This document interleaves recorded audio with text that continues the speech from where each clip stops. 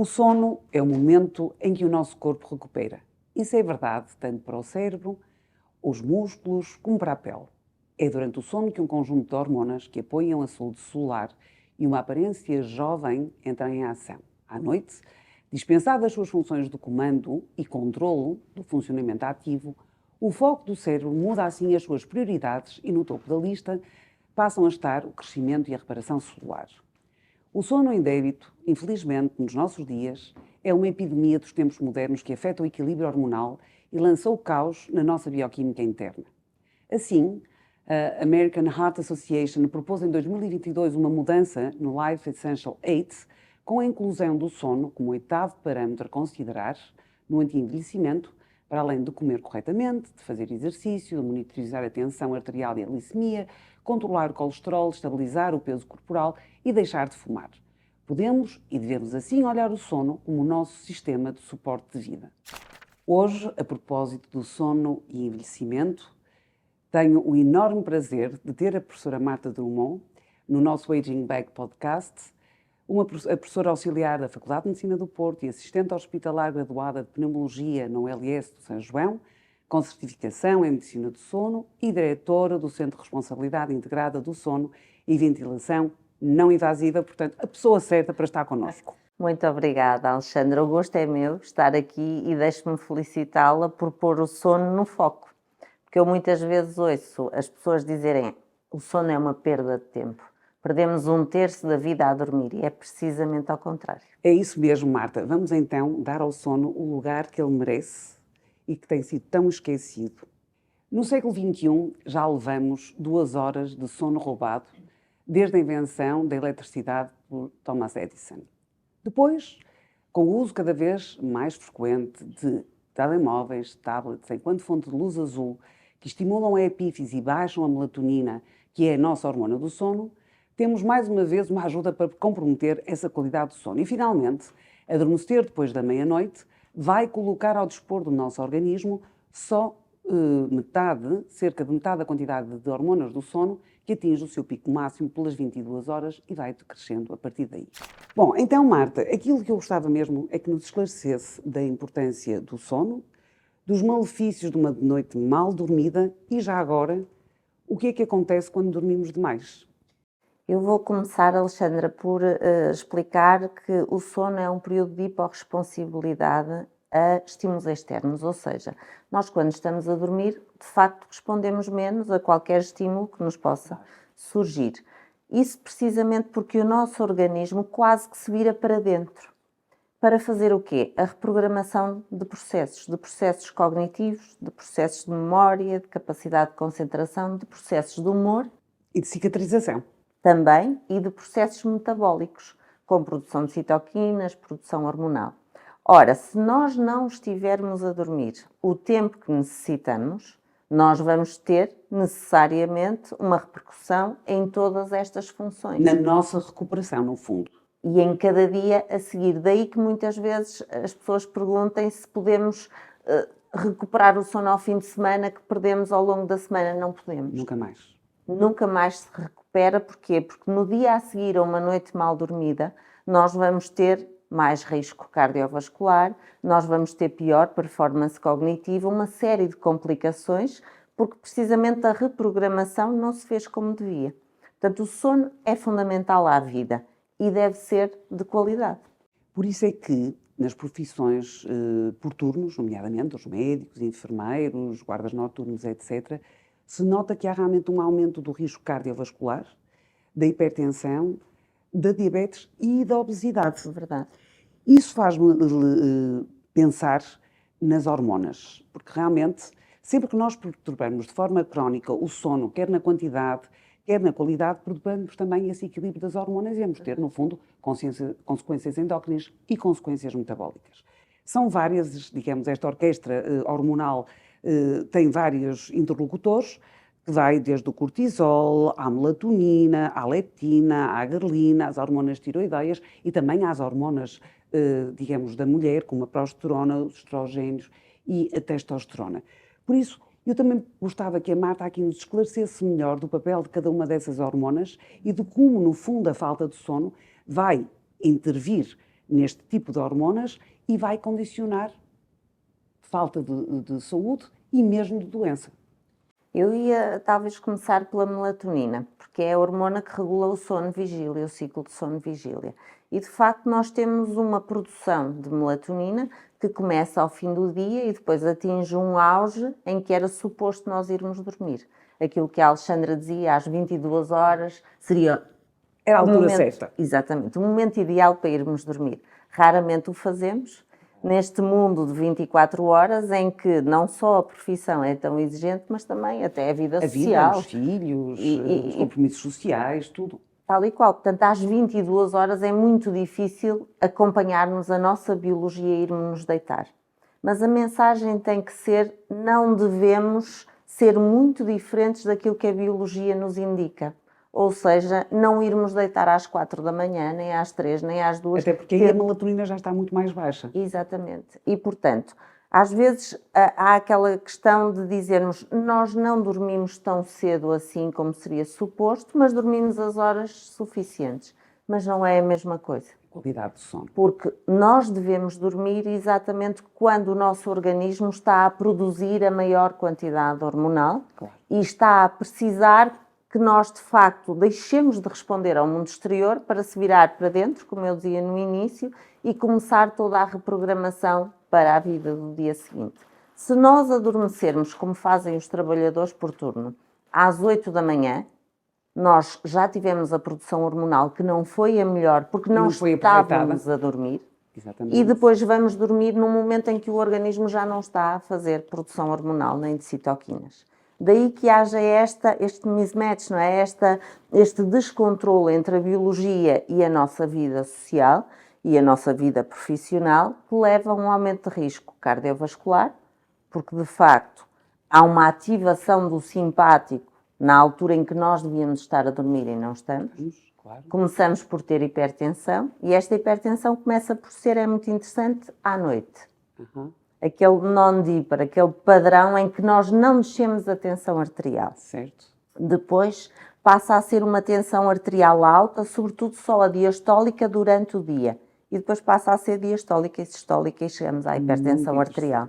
Isto vai evoluindo ao longo dos anos. Daí que o nosso organismo tenha alguma capacidade para absorver os nossos maus hábitos, se assim posso dizer, mais jovens. Quando somos mais jovens, numa fase da vida mais precoce e curta no tempo. Se nós estendermos isso ao longo da nossa vida, vamos ter sérios problemas, porque depois o organismo já não tem a capacidade de absorver esse dano e já não vai responder da melhor forma. Temos o risco aumentado cardiovascular. Depois ia falar-lhe das hormonas das outras que me perguntou. As do apetite, não é? As do apetite, claro. Exatamente. A leptina é a hormona reguladora do apetite.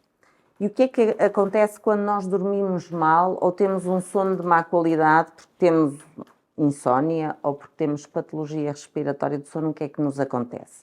Nós vamos produzir de uma forma insuficiente a leptina. Ou pode acontecer uma coisa interessante, que é produzimos da mesma forma e vamos ter uma quantidade de leptina normal, mas temos resistência à sua ação. É um pouco como a diabetes. A insulina e a insulinoresistência. Claro. Exatamente. Temos uma resistência à ação da leptina. E, portanto, vamos ter apetite em excesso, vamos comer em excesso e, sobretudo, vamos ter vontade de comer os alimentos mais calóricos. E porque o açúcar também? Sim. Os alimentos mais calóricos para e o a tal obesidade que está relacionada com a falta de sono. Isso mesmo. E qual é o papel aqui da grelina? Porque eu julgo que a grelina também é afetada pela baixa qualidade de sono. Verdade. É numa proporção idêntica à afetação à leptina, a grelina também é afetada. É uma hormona que também regula o intake, o consumo de alimentos e de substâncias calóricas e açúcar, e vai deixar de o fazer. Portanto, nós vamos ter a tal apetência excessiva por alimentos muito calóricos e açúcares e vamos ter horários diferentes também de comer. Vamos ter um horário em que temos mais apetite quando não era suposto, que é à noite. E, portanto, aí vai haver ainda maior absorção. Não é? Um dos cuidados a ter. Evitar, segundo o que eu percebi, ir para a cama de barriga muito cheia, com o estômago demasiadamente cheio, Nomeadamente também, acho que podemos, se calhar, pôr isto nesta altura, evitar o álcool à noite. Porque o álcool, numa primeira fase, até pode relaxar e a pessoa sente-se bem, mas depois vai interferir com a qualidade, nomeadamente do sono REM. É absolutamente assim. E às vezes até há este mito, lá está, um mito sobre o beber álcool relaxa-nos, ficamos muito menos ansiosos, vamos dormir melhor. Pois não é assim. Nós, durante o sono, de facto, estamos no tal período de hiporresponsividade que até os nossos músculos descansam. Exato. Nós, para respirarmos, ficamos só com o músculo diafragmático a funcionar. Todos os outros ficam em repouso. Relaxado. Ora, quando bebemos álcool, há ainda mais hipotonia muscular que vai afetar também o diafragma. Portanto, respira pior. Respira muito pior durante a noite. Se tiver já um problema respiratório durante a noite, ele vai ser agravado ou pode mesmo iniciar-se só por causa de estar sob o efeito de álcool. Então, eu posso sugerir, diria que 4 horas antes de deitar não devemos consumir álcool. Então, vamos aproveitar já aqui do que não se deve e eu agora levava, depois continuamos com as hormonas, para a cafeína. Portanto, eu percebo que a semivida da cafeína anda lá pelas 5, 6 horas, o que quer dizer que, passado 10, 11, 12 horas, ainda temos cafeína em circulação, principalmente se formos metabolizadores lentos. E isso vai, mesmo parecendo que não, porque há aquelas pessoas que tomam café e depois vão para a cama e dizem, eu dormi na mesma. Só que, mais uma vez, aquele sono das ondas lentas, o sono REM, que é de Rapid Eye Movements, parece que também estará condicionado e, portanto, não teremos, podemos ter a quantidade de sono esperada, não vamos ter a qualidade de sono que deveríamos, com consequências no dia seguinte. A cafeína, de facto, não é um mito em relação a ser alguma coisa que é deletéria para o sono. É mesmo verdade que a cafeína prejudica o sono, a quantidade e a qualidade do sono. E na qualidade do sono eu gostava só de dar uma imagem que eu acho que é bastante visual, que o nosso sono é como se fosse uma escadinha. Nós entramos no sono e temos o sono superficial, depois vamos ter o sono profundo e depois vamos ao sono REM, que é aquele em que sonhamos. E depois volta a ser igual. Vamos ao sono superficial, sono profundo e estamos sempre e fazemos 4, 5 ciclos deste sono por noite. Isto é o normal. Quando tomamos café, o que é que nos acontece? O café, pelo menos durante 6 horas, vai alterar esta arquitetura do sono, aumentando muito o sono superficial, diminuindo o sono profundo e o REM. E, portanto, nós vamos ter mesmo as pessoas que dizem não sinto nada, vou para a cama e mesma. Exato. Há muito quem seja assim, é imperceptível o malefício do café na qualidade de sono. Eles dormem a quantidade de sono que é seu habitual, 7, 8, 9 horas, mas não têm a qualidade do sono que é suposto. É um sono muito mais superficial. E existem parâmetros de normalidade para o sono superficial, para o sono profundo e para o sono REM. E quando estes parâmetros de normalidade não estão dentro daquilo que é suposto, nós vamos nos ressentir. Porque é exatamente no sono profundo e no REM que se dá os tais processos de reprogramação, de resetting da nossa, sobretudo, qualidade cerebral, cognitiva, de performance intelectual e do humor. E também é outra coisa importante, porque a depressão também está muito relacionada com a falta de sono.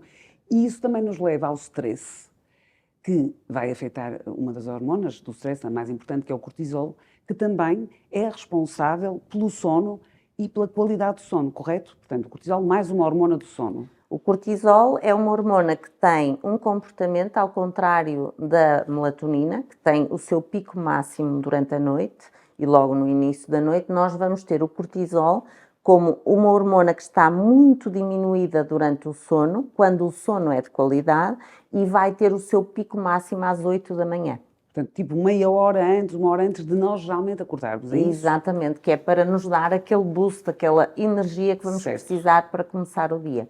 Se nós não tivermos tido um sono de qualidade, o cortisol não vai ter este ritmo que é o habitual e, portanto, vamos ter problemas de ansiedade, vamos ter problemas de humor, muitas vezes com aumento do risco de depressão, e o cortisol está integrado em inúmeras funções do organismo e é importante para regular a nossa atividade metabólica e a atividade do humor e várias atividades que vão ser alteradas por causa desta produção de cortisol não será adequada. E em vez de termos um pico às 8 da manhã, podemos ter um pico mais para a frente ou mais para trás e de menor intensidade, Correto. o que é prejudicial durante o dia seguinte. Certo.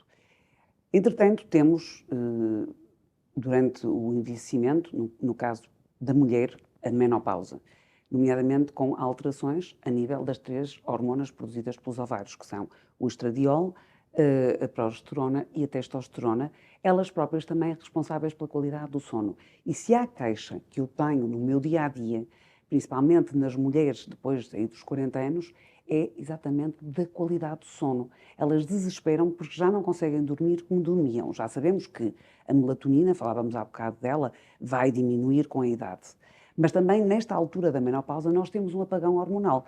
Realmente vamos ter uma quantidade de estradiol vestigial, baixa da testosterona, baixa a progesterona. Portanto, Marta, aquilo que eu gostava que nos explicasse melhor era a relação de qualquer destas 3 hormonas produzidas pelos ovários e a qualidade e a quantidade do sono. Eu começaria por dizer que ao longo da vida a quantidade do sono e a qualidade do sono, no sentido em que a proporção de sono profundo vai também alterando. Portanto, eu ia dizia eu, que nós vamos tendo alterações na quantidade e na qualidade de sono ao longo da vida. Todos sabemos que os bebés dormem quase 24 horas. E melhor que nós. Exatamente, e vão diminuindo, as crianças já dormem menos, os adolescentes bastante menos, e sabemos que os idosos, em regra, também já precisam dormir menos para que o dia seguinte esteja, enfim, no seu auge de capacidade. E com isto eu entro aqui também na questão da mulher. A mulher, ao longo da sua vida, tem aqui, de facto, uma altura em que a quantidade de hormonas produzida pelo ovário, como dizia a Alexandra, desce muito, e isto também tem um efeito acrescido na baixa diminuição do sono. E sabe muito melhor do que eu a quantidade de mulheres que na altura da perimenopausa referem que passam a ter insónias. É mesmo um dos sintomas, dentro dos 30 que nós temos na menopausa, dentro dos 8 mais frequentes, este está dentro para aí depois dos fogachos, será a insónia, que desespera, porque não estavam habituadas a isto, até numa altura que os filhos já são grandes, já não vão ser acordados pelos filhos, têm não só a insónia e os microdespertares, que acabam por ser muito desagradáveis e lhes mexem exatamente com a qualidade de vida. E lhes dão os brain fogs. E precisamente porque o ambiente hormonal mudou.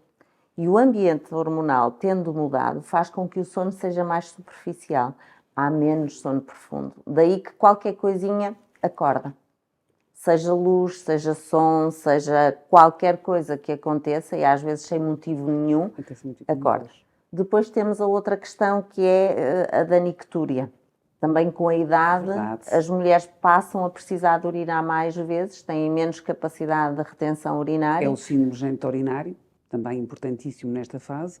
Também advém da falta de estrogênio, nomeadamente na bexiga e, digamos, na vagina, no aparelho reprodutor, e elas acabam por ter essa urgência urinária, nomeadamente durante a noite, e vão urinar 2, 3 vezes por noite.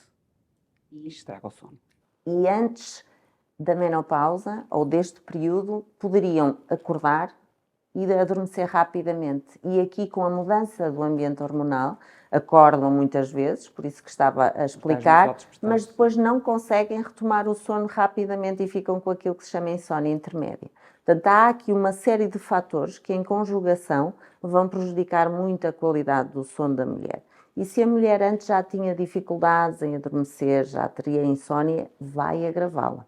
Se nunca teve, com alta probabilidade, mais de 60% vai passar a ter.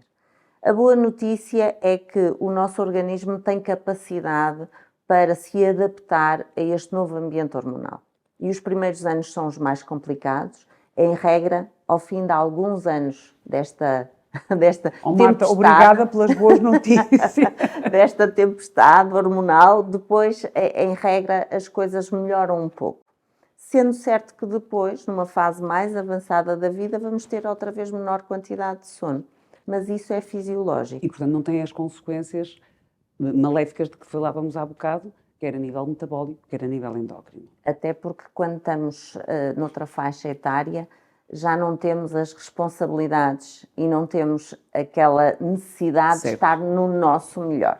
Às vezes nós dizemos a falta de sono no idoso já não é tão problemática. Não é também porque o estilo de vida é diferente. Já não há que ter uma boa performance profissional. Certo.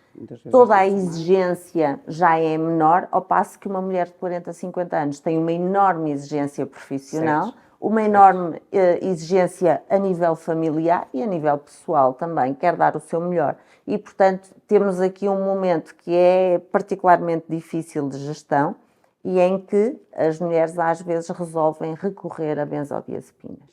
Eu gostava muito que me falasse desse tema, porque depois nós sabemos que há uma aproximação a lidar com estas perturbações do sono, digamos que não invasivas, no sentido de, obviamente, podemos dar suplementação com melatonina, podemos dar o magnésio, podemos dar o ashwagandha, mas há alturas em que realmente, mesmo que isto esteja provado, não é suficiente. Portanto, quando é que as pessoas acabam por ter que recorrer a terapia comportamental, cognitiva, com alguém especialista, por exemplo, como a Marta?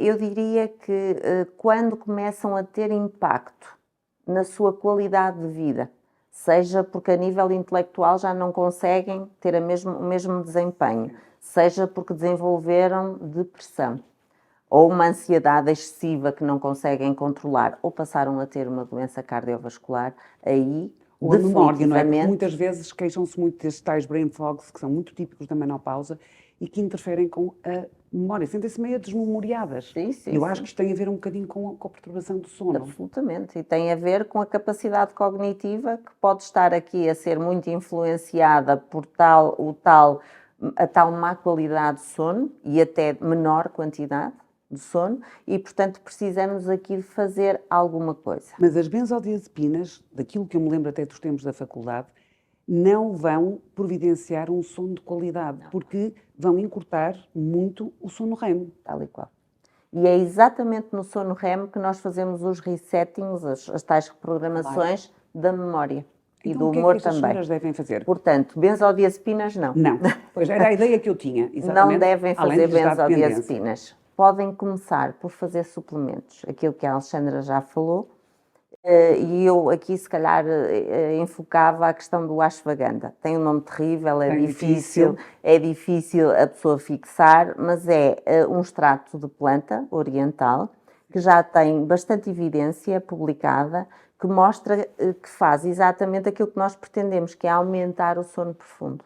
Portanto, dificulta muito os acordares, os despertares, a pessoa tem muito mais tempo de sono profundo, consegue fazer a tal reprogramação muito melhor, o sono é de maior qualidade, mas devo alertar para uma coisa, não vão sentir melhoria nos primeiros dias. A melhoria sente-se ao fim de 14 dias. Um bocado como os antidepressivos. E é para ser tomado de manhã ou é para ser tomado tal qual como a melatonina e o magnésio, que se devem tomar cerca de meia hora antes de ir para a cama? É para ser tomada à noite, também, antes de deitar. Exatamente. E não cria habituação. E não cria habituação, e era isso que eu ia dizer, é que até existem, portanto, já as doses adequadas para isso, para se fazer 2 meses de tratamento, que é o tempo necessário para reprogramar este sono e, em princípio, o benefício é duradouro. Ao fim de 2, 3 anos podemos ter que voltar a fazer, mas, em princípio, é um benefício duradouro e, portanto, a pessoa faz aquele período de 2 meses e não precisará de mais. Se mantiver os sintomas, então aí podemos ter que recorrer, por exemplo, à melatonina, e não havendo resposta, a melatonina, eu devo dizer que é bastante melhor para tratar jet lag. Para tratar problemas do sono que têm a ver com ambientes hormonais adversos, que têm a ver com insónia por depressão ou por ansiedade, é menos eficaz. Portanto, podemos não ter aqui uma boa resposta e então aí entra a tal terapia cognitiva ou comportamental, em que nós vamos quase que como que ensinar a dormir. Nós temos que saber o que é que temos que fazer antes de dormir, temos que preparar o nosso sono. Eu gostava muito exatamente que a Marta escalonasse, digamos, meia dúzia de conselhos no sentido de nós melhorarmos a nossa higiene do sono. Porque acho que isto é uma coisa que, junto com estes suplementos, há coisas que a gente pode fazer e outras que não deve fazer. É verdade.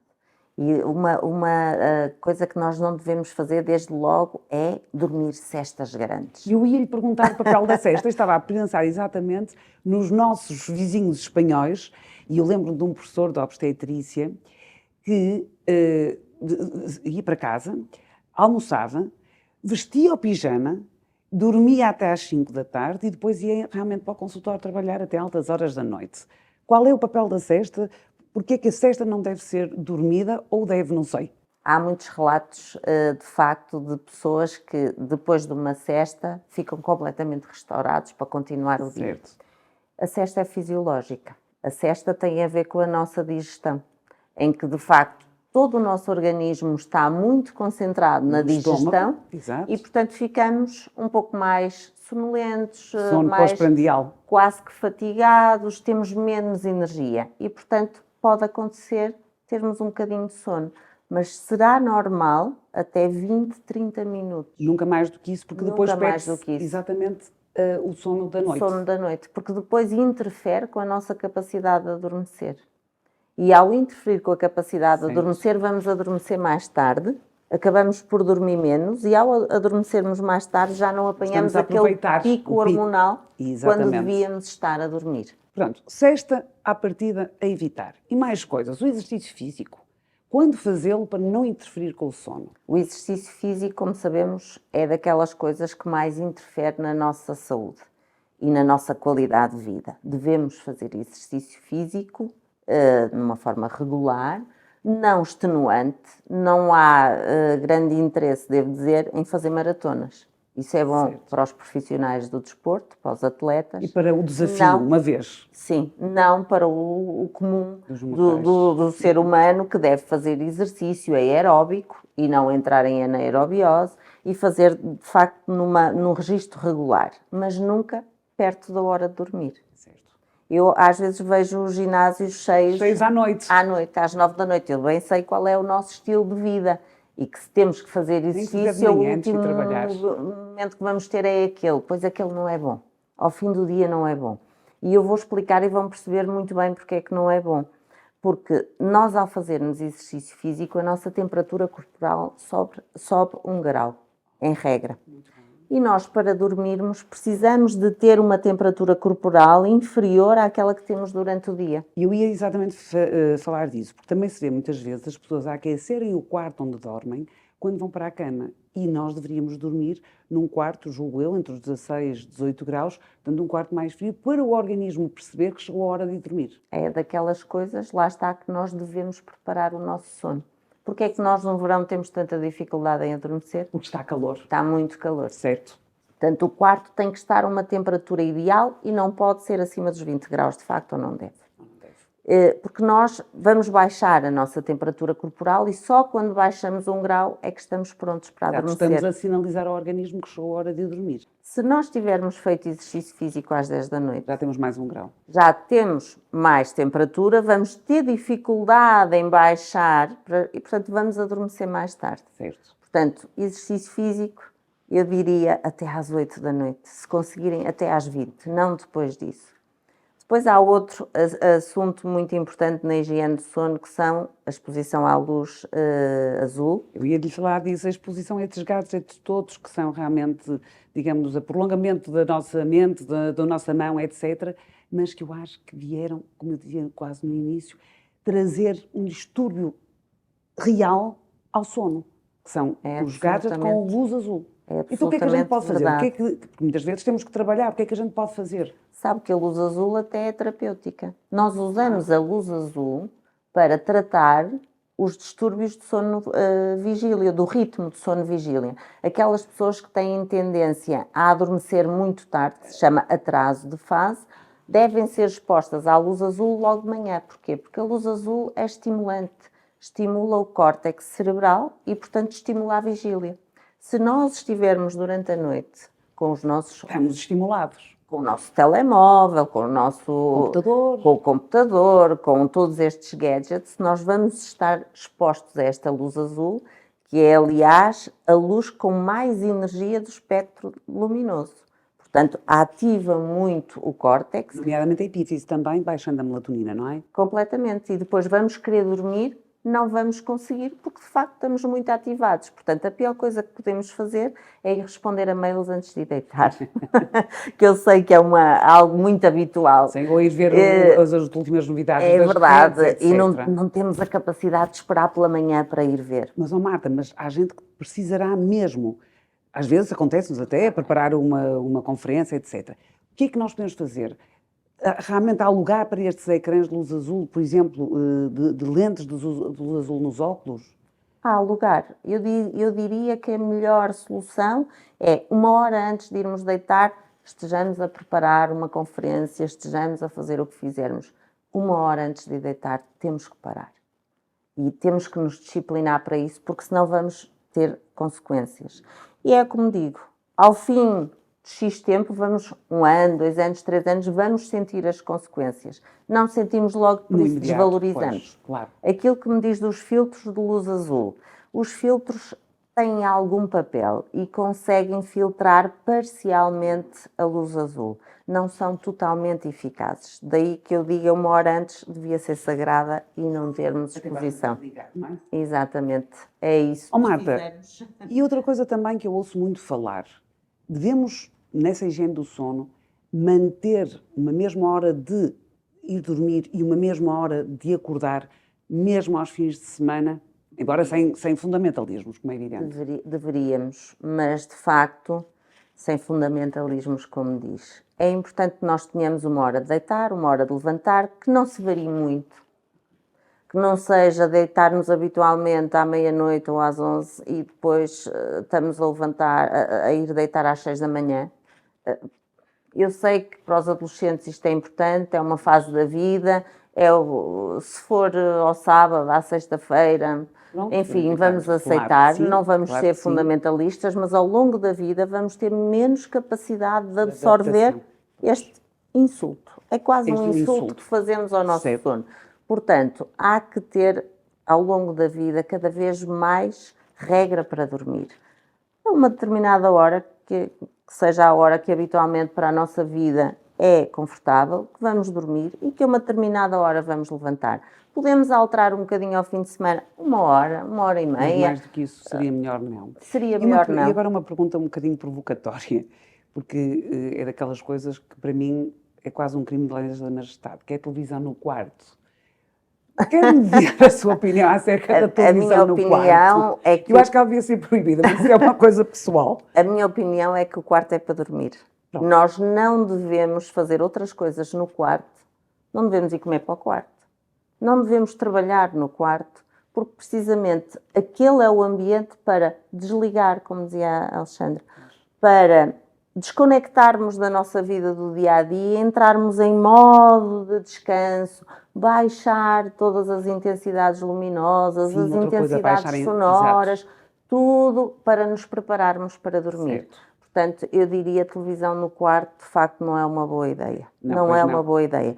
Mas os gadgets têm um efeito ainda maior. Se nós não deviam estar mesmo fora. Se nós não tivermos a televisão no quarto e tivermos o computador e estivermos a responder a mails antes de irmos deitar, ainda estamos a conseguir ser piores do que a ver televisão. Porque às vezes também tem uma função de entretenimento, não é? Sim, mas eu não devia estar lá. Eu também acho isso. Para nos entretermos, antes de deitar, um livro. Um livro. Está corretíssimo. Mas não livros online. Exato. Eu sei que é outra das coisas. Mesmo estes pequeninos que têm, digamos, uma luz muito pouco intensa?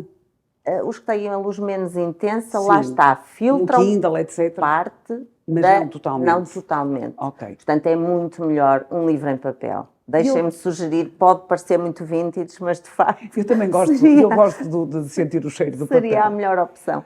Marta, há aqui também outra coisa que também descobri recentemente, não sei se é mito, que é a posição de dormir. Portanto, eu li que se deve ter sempre a cabeça no nível superior ao do corpo, que não deveríamos dormir de lado, nunca de bruços, que não há posição pior para dormir que de bruços, que deveríamos dormir, portanto, de costas, exatamente para que a pele e o edema que se forma, digamos, durante a noite, seja menor. E que também não seria uma boa ideia usar determinado tipo de almofadas e determinados materiais das almofadas para evitar essas rugas. Há mito nisto, há verdade? Então, vamos dividir, se calhar, a resposta em duas partes. Uma parte é a parte que tem a ver com o aspecto estético, com a questão de termos os edemas. De facto, quando estamos em decúbito dorsal, quando nos deitamos, há uma redistribuição dos líquidos e, portanto, vamos ter tendência para haver mais líquidos ao nível da face, ao nível cervical. Se dormirmos com alguma inclinação, isso acontece menos. E de manhã não temos aquele aspecto. É tipo uma drenagem. Isso. E, portanto, pode ser positivo sob esse ponto de vista. E diria eu que, em termos de envelhecimento cutâneo, a quantidade de horas que dormimos é ainda mais importante do que a posição e a qualidade do sono que temos. Daí estas medidas todas que temos vindo a falar. Mas a posição é importante. Há alguns mitos aí, sim. Todos nós temos posições preferenciais durante o sono e há pessoas que preferem dormir em decúbito ventral, de bruços.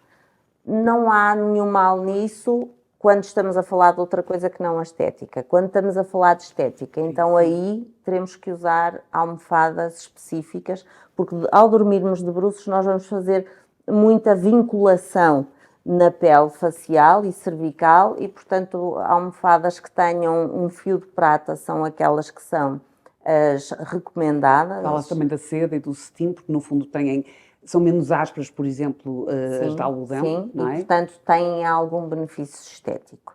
A outra parte da resposta é a resposta em relação a pessoas que têm doenças respiratórias do sono. Como a apneia do sono? Como a apneia do sono. Aí, então, devemos ter a abordagem contrária.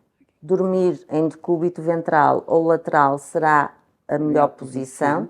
Em decúbito dorsal, de costas, não. Porquê? Porque nestes doentes nós temos uma via respiratória mais estreita, seja porque são obesos, seja por genética, e então, ao dormirem de costas, nós vamos ter um potente músculo, que é a língua, a fazer um declínio. Há uma queda da língua e vai obstruir a pouca via respiratória que eles ainda têm patente. E, portanto, será pernicioso. Se não houver problemas respiratórios de sono, de facto, podemos dormir de costas. Eu diria, nós vamos mudar ao longo da noite de posição de acordo com aquilo que nos parece mais confortável. Deixemos que assim seja. Temos de ter um bom colchão e uma boa almofada. Porque quando estamos a dormir num colchão demasiado duro ou demasiado mole, vamos acordar porque estamos desconfortáveis. Claro. Ou vamos ter dores musculoesqueléticas, ou vamos sentir que há alguma coisa que não está tão de acordo com a nossa anatomia. Portanto, cuidado, não é de sumenos importância escolher um colchão ou uma almofada. Como deve ser.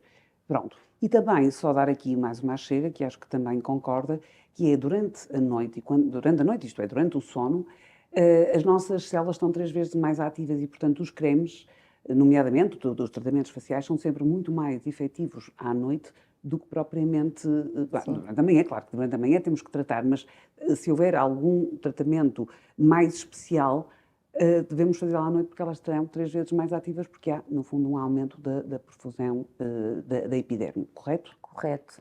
Repare, nós somos um computador perfeitíssimo, não é? E, portanto, nós, quando estamos desligados, tal como os computadores, estão a fazer as suas atualizações. Nós também estamos.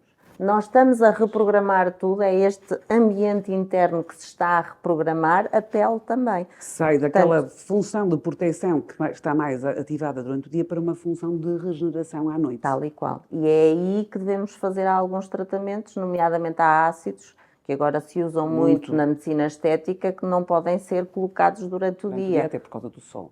O ácido retinóico só deve ser colocado durante a noite. Estrogénios, etc. Há uma série de facto, novas abordagens da medicina estética que devem ser colocadas, sobretudo durante a noite, que é para podermos usufruir da sua, Muito bem. do seu maior efeito. E o tabaco? O tabaco. O tabaco. Como é que ele vai, no fundo, contribuir de alguma forma para alterar, eu julgo para de forma menos boa, A qualidade do sono. É interessante avaliarmos o tabaco. Falámos há pouco do álcool, que tem aquele efeito de diminuição do tónus muscular, tal como as benzodiazepinas, também não são adequadas. O tabaco tem um efeito diferente. Tem um efeito inflamatório ao nível da via respiratória. E, portanto, agrava rinites que possam existir, ou pode mesmo induzi-las. Agrava a apneia do sono, porque ao facilitar a inflamação da via aérea, o lúmen da via aérea fica mais estreito, com edema ali da parede da via aérea.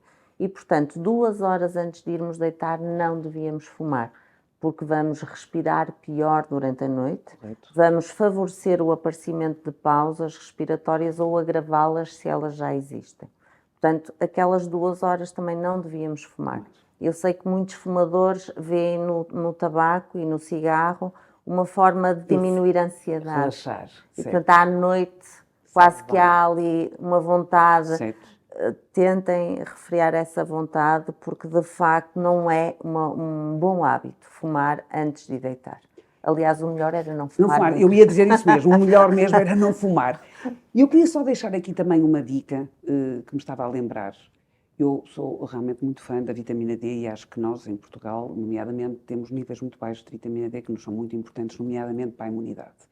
E eu sei que a vitamina D colide um bocado com a melatonina. Portanto, só dar aqui, digamos, uma chega para evitar tomar vitamina D à noite, porque estamos a colidir. Portanto, qualquer coisa que colida com a melatonina, que é exatamente aquela hormona que está a aumentar quando nós vamos para a cama, não me parece uma boa ideia. Aliás, em regra, todas as vitaminas devem ser tomadas de manhã, porque bem. São, de facto, substâncias que aportam energia, que nos trazem e, portanto, trazem-nos um boost ali, um impulso energético e de atividade celular e metabólica que não é conveniente durante a noite. Portanto, nem vitamina D, nem vitamina C, as vitaminas não são para fazer à noite. Aí está outra coisa que, em termos de estética, a vitamina C, que agora há muito em creme ou em sérum, não se deve colocar à noite, porque à noite vai ser absorvida, claro que é uma pequena parte, mas lá está, há coisas que são para de manhã, há coisas que são para de noite, e é importante sabermos estas coisas para o nosso sono